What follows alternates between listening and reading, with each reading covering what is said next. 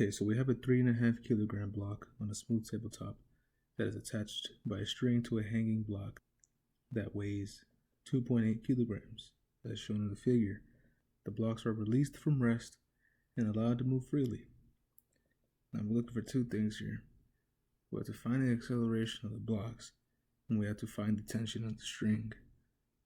Now a key indicator is smooth tabletop. We're talking about a smooth tabletop, and the problem does not mention anything about frictional force. We're going to assume that frictional force here is pretty much non-existent.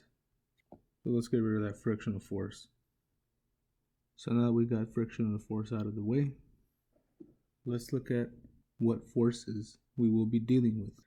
Now this red arrow represents the tension of force in the positive x direction. This other red arrow is representing tension of force in the negative y direction. This red arrow indicates the positive y force, mg, which is the weight of this block. Now, first thing we want to find is our acceleration. Fairly simple. According to Newton's law of force, the sum of the forces is equal to mass times acceleration. And since we want to find acceleration, we could just oscillate A. And A will be equal to the sum of the forces divided by mass. And we're also going to use Newton's law of force to find the tensional force, which is mass times acceleration. Now, before we start looking for the acceleration of the two blocks, let's put in consideration that these two blocks are tied together by a string. We're going to know that they're going to share the same acceleration. So this is going to make this very simple for us. We will not have to find two different accelerations. We just need one simple solution for acceleration. And again, our acceleration is sum of the forces over the mass. And since there are two masses, we will find our acceleration by dividing the sum of the forces by the sum of the masses. So from here we just have to add our forces. Now the forces that are acting on the first block would be the force of its weight, its normal force, and the frictional force, and of course what we have here, our tensional force. However, since its weight force and its normal force are equal, we could just neglect those two there. And given the fact that we're assuming that there is no frictional force, the only force that we can put on the first block is just the tensional force. Now let's add the other forces acting on the second box. First one we have here is our tensional force, and this force is negative. And of course, our last force, which is the weight of the block. Now let's divide that by the masses of the two blocks, which is 3.5 kilograms plus 2.8 kilograms, which is going to equal to 6.3 kilograms. And since these two tensional forces are equal but in opposite directions, these two will just cancel out, and we will be left with acceleration equals to weight divided by the sum of the masses.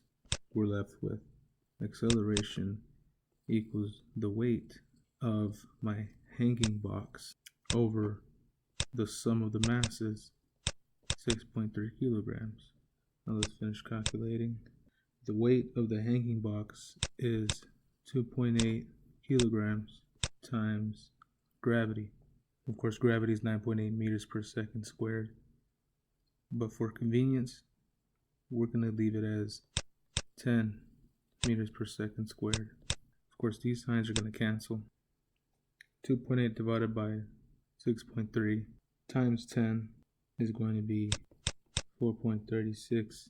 And since the units left are in meters per second squared, we're going to keep it like that. So our acceleration is 4.36 meters per second squared.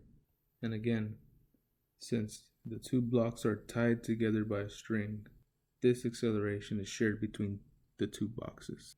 Now let's work on finding the tension in the string, which is essentially the tensional force. Since we know the acceleration, all we have to do is multiply it by the sum of the two masses, and that value would equal to the tension in the string. And since we know that these two tensional forces are equal but opposite, all we need to find is one tensional force, and whatever magnitude that force has, the upward force will share the same magnitude, but in the negative direction. So let's find the tensional force of this block. And again, using Newton's law of force, tensional force equals mass times the acceleration. And the acceleration is 4.4 meters per second squared. All we have to do is multiply it by the mass. That's going to equal 15.2 kilogram meters per second squared, or newtons. So if this is the tension in the string from this box, the tension in the string from this box is going to be equal, but in the opposite direction. So if this is tensional force 1, then our tensional force 2 will be equal but opposite tensional force 1. And here are our answers.